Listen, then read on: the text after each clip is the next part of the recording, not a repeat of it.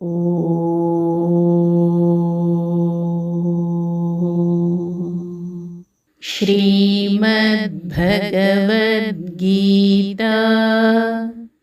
ತೃತೀಯೋಧ್ಯಾಯಃ ಮೂರನೆಯ ಅಧ್ಯಾಯ ಕರ್ಮಯೋಗಃ.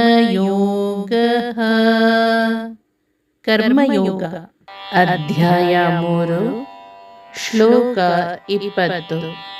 ಶ್ರೀ ಭಗವಾನ್ ಉವಾಚ ಕರ್ಮಣೈವ ಹಿ ಸಂಸಿದ್ಧಿಂ ಆಸ್ಥಿತಾ ಜನಕಾದಯಃ ಲೋಕಸಂಗ್ರಹಮೇವಾಪಿ ಸಂಪಶ್ಯನ್ ಕರ್ತುಮರ್ಹಸಿ.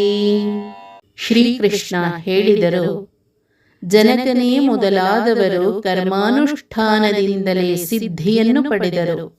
ಲೋಕ ಸಂಗ್ರಹದ ದೃಷ್ಟಿಯಿಂದಾದರೂ ಕರ್ಮವನ್ನೇ ಮಾಡಲು ನೀನು ಯೋಗ್ಯನಾಗಿರುತ್ತೀಯೆ. ಜನಕ ಮತ್ತಿತರರು ಕರ್ಮವನ್ನು ಮಾಡುವುದರಿಂದಲೇ ಪರಿಪೂರ್ಣತೆಯನ್ನು ಪಡೆದರು. ಸಮಾಜದ ಏಳಿಗೆಗೋಸ್ಕರವಾದರೂ ನೀನು ಕರ್ಮ ಮಾಡಲೇಬೇಕು. ಕರ್ಮದಿಂದಲೇ ಸಾಧಿಸಿ ಜನಕ ಮೊದಲಾದವರು ಗುರಿ ಮುಟ್ಟಿದರು. ಜನತೆಯನ್ನು ತಿದ್ದುವ ಹೊಣೆಯನ್ನರಿತಾದರೂ ನೀನು ಕರ್ಮ ಮಾಡಬೇಕಾಗಿದೆ. ಹಿಂದಿನ ಅನೇಕ ರಾಜರ್ಷಿಗಳು ಈ ಮಾರ್ಗದಲ್ಲಿ ನಡೆದು ಮೋಕ್ಷ ಪಡೆದಿದ್ದಾರೆ. ಅವರ್ಯಾರೂ ಎಲ್ಲವನ್ನು ತ್ಯಜಿಸಿ ಕಾಡಿಗೆ ಹೋಗಿಲ್ಲ.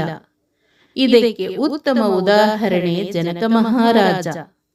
ಈತ ಎಲ್ಲ ರಾಜ್ಯ ವೈಭೋಗದೊಂದಿಗೆ ರಾಜ್ಯಭಾರ ಮಾಡಿದ ವ್ಯಕ್ತಿ. ಆದರೆ ಅವನಷ್ಟು ದೊಡ್ಡ ಜ್ಞಾನಿ ಆ ಕಾಲದಲ್ಲಿ ಯಾರೂ ಇರಲಿಲ್ಲ. ಅಂತಹ ಮಹಾರಾಜರ್ಷಿ ಆತ.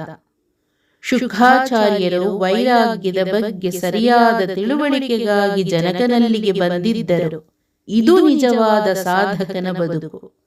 ಜನಕ ಎಲ್ಲ ಅಧಿಕಾರದ ಭೋಗದ ನಡುವೆ ಇದ್ದು ವಿರಕ್ತನಾಗಿ ಬದುಕಿದವ.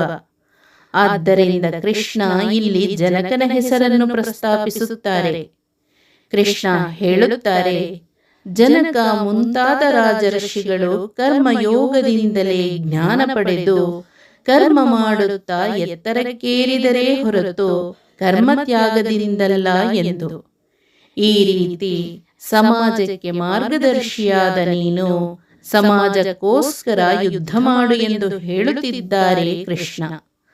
ಕರ್ತವ್ಯ ಕರ್ಮದ ಬಗ್ಗೆ ವಿವರವಾಗಿ ವಿವರಿಸಿದ ಕೃಷ್ಣ ಈಗ ತಪ್ಪು ದಾರಿಯಲ್ಲಿ ಮುಂದಾಳು ನಡೆದಾಗ ಸಮಾಜದ ಮೇಲಾಗುವ ಪರಿಣಾಮದ ಬಗ್ಗೆ ಸ್ವತಃ ತನ್ನನ್ನೇ ಉದಾಹರಣೆಯಾಗಿಟ್ಟುಕೊಂಡು ಮುಂದಿನ ಶ್ಲೋಕಗಳಲ್ಲಿ ವಿವರಿಸುತ್ತಾರೆ. ಹರೇ ಓಂ. ಶ್ರೀಕೃಷ್ಣಾರ್ಪಣಮಸ್ತು.